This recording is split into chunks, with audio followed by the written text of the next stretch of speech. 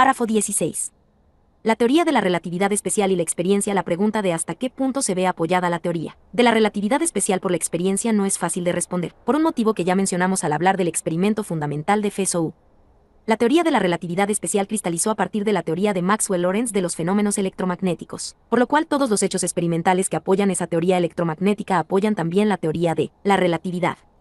Mencionaré aquí, por ser de especial importancia, que la teoría de la relatividad permite derivar, de manera extremadamente simple y en consonancia con la experiencia, aquellas influencias que experimenta la luz de las estrellas fijas debido al movimiento relativo de la Tierra, respecto a ellas.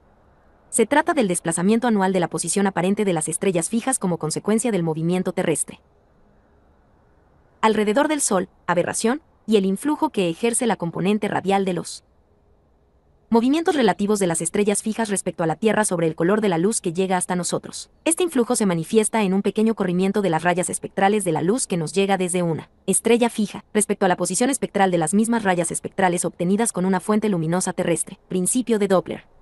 Los argumentos experimentales a favor de la teoría de Maxwell-Lorentz, que al mismo tiempo son argumentos a favor de la teoría de la relatividad, son demasiado copiosos como para exponerlos aquí. De hecho, restringen hasta tal punto las posibilidades teóricas, que ninguna otra teoría distinta de la de Maxwell-Lorentz se ha podido imponer frente a la experiencia. Sin embargo, hay dos clases de hechos experimentales constatados hasta ahora que la teoría de Maxwell-Lorentz solo puede acomodar, a base de recurrir a una hipótesis auxiliar que de suyo, es decir, sin utilizar la teoría de la relatividad parece extraña. Es sabido que los rayos catódicos y los así llamados rayos emitidos por sustancias radiactivas constan de corpúsculos eléctricos negativos, electrones, de pequeñísima inercia y gran velocidad. Investigando la desviación de estas radiaciones bajo la influencia de campos eléctricos y magnéticos se puede estudiar muy exactamente la ley del movimiento de estos corpúsculos. En el tratamiento teórico de estos electrones hay que luchar con la dificultad de que la electrodinámica por sí sola no es capaz de explicar su naturaleza. Pues dado que las masas eléctricas de igual signo se repelen, las masas eléctricas negativas que constituyen el electrón deberían separarse unas de otras bajo la influencia de su interacción si no fuese por la acción de otras fuerzas cuya naturaleza nos resulta todavía oscura. 13. Si suponemos ahora que las distancias relativas de las masas eléctricas que constituyen el electrón permanecen constantes al moverse unión rígida en el sentido de la mecánica clásica, llegamos a una ley del movimiento del electrón que no concuerda con la experiencia. H. A. Lorentz, guiado por consideraciones puramente formales, fue el primero en introducir la hipótesis de que el cuerpo del electrón experimenta, en virtud del movimiento, una contracción proporcional a la expresión en la dirección del movimiento. Esta hipótesis, que electrodinámicamente no se justifica en modo alguno, proporciona esa ley del movimiento que se ha visto confirmada con gran precisión por la experiencia en los últimos años. La teoría de la relatividad suministra la misma ley del movimiento sin necesidad de sentar hipótesis especiales sobre la estructura y el comportamiento del electrón. Algo análogo ocurría, como hemos visto en epígrafe 13, con el experimento de FSOU, cuyo resultado lo explicaba la teoría de la relatividad sin tener que hacer hipótesis sobre la naturaleza física del fluido. La segunda clase de hechos que hemos señalado se refiere a la cuestión de si el movimiento terrestre en el espacio se puede detectar o no en experimentos efectuados en la Tierra.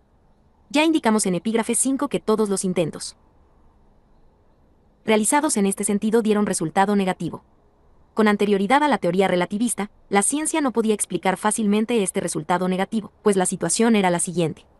Los viejos prejuicios sobre el espacio y el tiempo no permitían ninguna duda acerca de que la transformación de Galileo era la que regía el paso de un cuerpo de referencia a otro.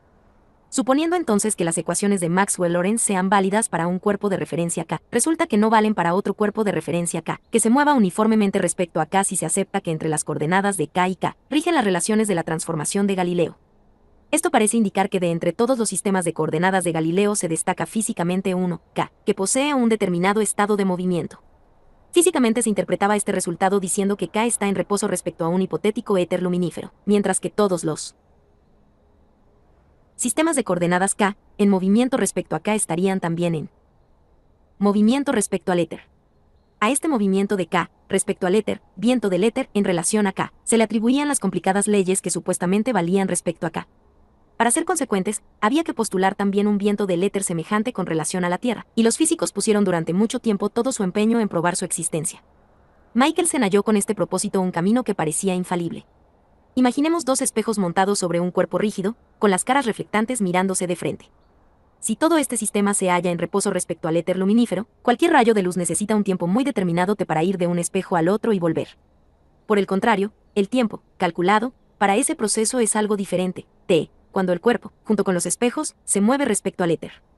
Es más, los cálculos predicen que, para una determinada velocidad v respecto al éter, ese tiempo t es distinto cuando el cuerpo se mueve perpendicularmente al plano de los espejos que cuando lo hace paralelamente. Aún siendo ínfima la diferencia calculada entre estos dos intervalos temporales, Michelson y Morley realizaron un experimento de interferencias en el que esa discrepancia tendría que haberse puesto claramente de manifiesto. El resultado del experimento fue, no obstante, negativo, para gran desconcierto de los físicos. Lawrence y Fitzgerald sacaron a la teoría de este desconcierto, suponiendo que el movimiento del cuerpo respecto al éter determinaba una contracción de aquel en la dirección del movimiento y que dicha contracción compensaba justamente esa diferencia de tiempos. La comparación con las consideraciones de epígrafe 12 demuestra que esta solución era también la correcta desde el punto de vista de la teoría de la relatividad. Pero la interpretación de la situación según esta última es incomparablemente más satisfactoria. De acuerdo con ella, no existe ningún sistema de coordenadas privilegiado que dé pie a introducir la idea del éter, ni tampoco ningún viento del éter ni experimento alguno que lo ponga de manifiesto.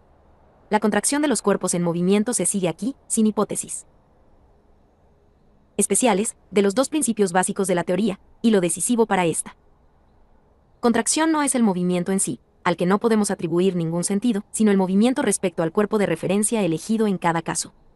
Así pues, el cuerpo que sostiene los espejos en el experimento de Michelson y Morley no se acorta respecto a un sistema de referencia solidario con la Tierra, pero sí respecto a un sistema que se halla en reposo en relación al Sol.